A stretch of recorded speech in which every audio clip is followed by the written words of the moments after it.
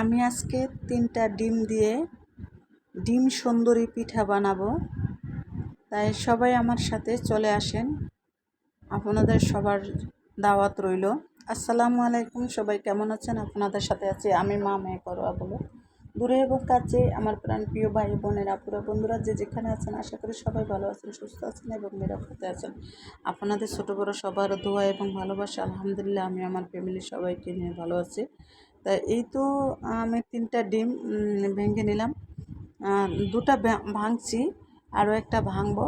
আর এই যে দেখেন, এই ডিমটা ভাঙ্গার কালা কি একটা কাহিনী হয়ে গেল, দপাস করে মানে একটা ডিমের মাঝখানে হয়ে পড়ে গেছে। তো এটা সাইডে ফেলাইতাম, কিন্তু ফেলাইতে পারিনি, দপাস করে পড়ে গেছে।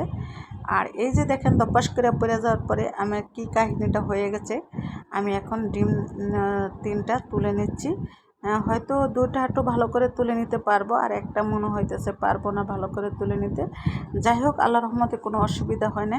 আমি খুব সুন্দর করে এই যে সুন্দরী ডিম পিঠাটা বানিয়ে নিচ্ছি, ডিম সুন্দরী পিঠাটা বানিয়ে নিচ্ছি। তাই আমার সাথে থাকলেই অবশ্যই দেখতে পারবেন যে আমি ডিম সুন্দরী পিঠাটা কীভাবে করে বানাইছি, একদম অল্প সিম্পল উপকরণ দিয়ে। আর এই যে দেখেন, ডিমের কুসুমটা রয়ে গেছে, তাই কিছু হবে না। আর আমার হ্যান্ড ব্লেন্ডার নাই আমার কাছে, তাই সেজন্য আমি কি করলাম, একদম জটখাট করে একটা এটা হলো ডাল ঘুটনিটা দিয়ে যে মগের ভিতরে আমি ডিমের কুসুমটা বাদে নিলাম, নিয়ে তারপরে দেখেন আমি কি সুন্দর করে এই যে ফোম তৈরি করে ফেলেছি। একদম খুব সুন্দর হয়েছে ফোমটা। আর আমি একটু চিনি দিলাম, যে যেরকম মিষ্টি খাইবেন সে সেরকমই দিবেন।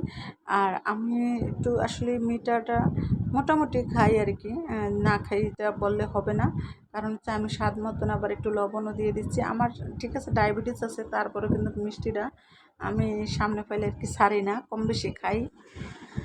তাই এই তো, আর আমার একার জন্য কি আরেকজন বাসায় যারা থাকে তাদের স্বাদটা কি নষ্ট করে ফেলবো? হয়তো আমি একটু কম খামো, তাই যারা আছে তারা তো ঠিক মতো খাবে, তাই তাদের জন্য তো মিষ্টিটা আমার বুঝে শুনে দিতে হবে।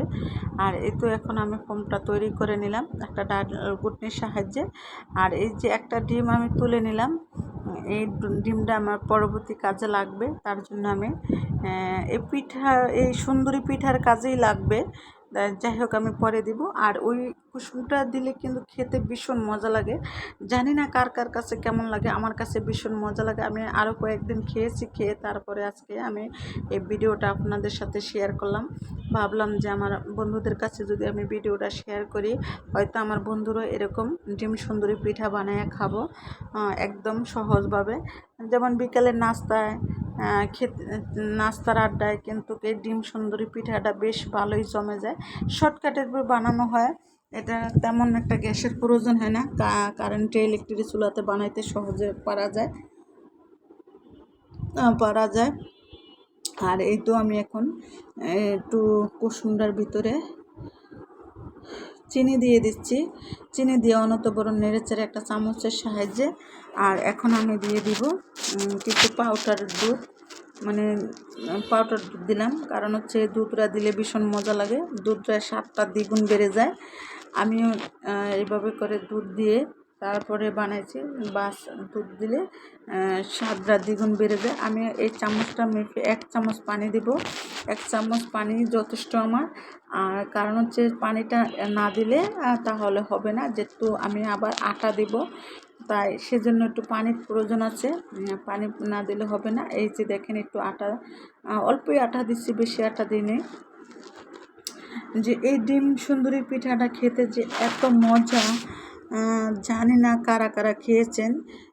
তাই যারা যারা খেয়েছেন আমাকে কমেন্টের মাধ্যমে বলবেন যে কতটা মজা এই ডিম সুন্দরী পিঠাটা। পিঠা হলো কেন জানেন, ডিম সুন্দরী যেহেতু আটা দিছি, তার জন্য ডিম সুন্দরী পিঠা হলো। আর আটা না দিলে তো ডিম সুন্দরী হতো, শুধু ডিম সুন্দরী হতো। আর এটা হলো ডিম সুন্দরী পিঠা। তাই যাই হোক, এই তো আমি একটা কড়াই বসাই দিচ্ছি চুলাতে।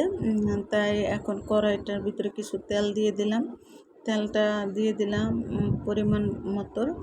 আর যেহেতু কড়াইটা একটু ধরে নেই, হ্যাঁ, যে গরম হয়েছে, অনেকটা গরম হয়ে গেছে। আর ইলেকট্রিক চুলার কি বলবো, গ্যাসের চুলা দেখা গেছে কমাইলে কমে, আর এটা কমাইলে মনে হয় আধা ঘন্টা আবার থাকে এই তাপ, আধা ঘন্টা তাপ থাকে। যাই হোক, ছড়াইয়া গেছে। এখন আমি একটা চামচের সাহায্যে আমি সুন্দর করে দেব। সবচেয়ে বানান টানান সব কিছু মিলাই বেশ ভালো লাগে খেতে। আমার কাছে ভীষণ মজা লাগে, আমার কাছে ভীষণ মজা লাগে। তাই আমি এটা মাঝে মাঝে বানিয়ে খাই, আমার কাছে বেশ ভালোই লাগে। আর এখন আমি এই যে দেখেন একটা চামচের সাহায্যে একদম বড় করে দিচ্ছি সুন্দর করে। তো বন্ধুরা, যদি আমার ভিডিওটা আপনাদের কাছে ভালো লাগে তাহলে লাইক কমেন্ট শেয়ার করতে ভুলে যাবেন না। আশা করি বন্ধুরা আমার কেউই ভুলে যাবেন না, সবাই লাইক দিয়ে ভিডিওটা দেখে নেবেন। আর কেউ স্কিপ করবেন না, যেহেতু ছোট্ট একটা ভিডিও স্কিপ করার তো কোনো প্রয়োজন নেই। আর এই যে দেখেন কতগুলো, 3টা ডিমের কম না, তা অনেকগুলো হয়ে গেছে। একটা ঢাকনার সাহায্যে এখন আমি ডেকে রাখলাম কিছুক্ষণের জন্য। আর চুলার জালটা একদম কমাইয়ে দিচ্ছি, যেহেতু তলে যে না লেগে পড়ে তার জন্য। আর এখনও যে কুসুমটা রেখেছি আমি সেই কুসুমটাই এখন দিয়ে দিব। এই কুসুমটা বাটিটাতে একটু তেল ব্রাশ করে লওয়ার দরকার ছিল, লইলে সবচেয়ে ভালো হতো, আর এটাতে লেগে থাকতো না। আর যাই হোক, এখন দেখতে তো পারছেন যে কতটুকু দিয়েছি। আর এই কুসুমটার জন্য যে এতটা মজা লাগে, আমি বারবারই কিন্তু বললাম যে কতটা মজা লাগে। এই যে দেখেন হয়ে গেছে আমার ডিম সুন্দরী পিঠা।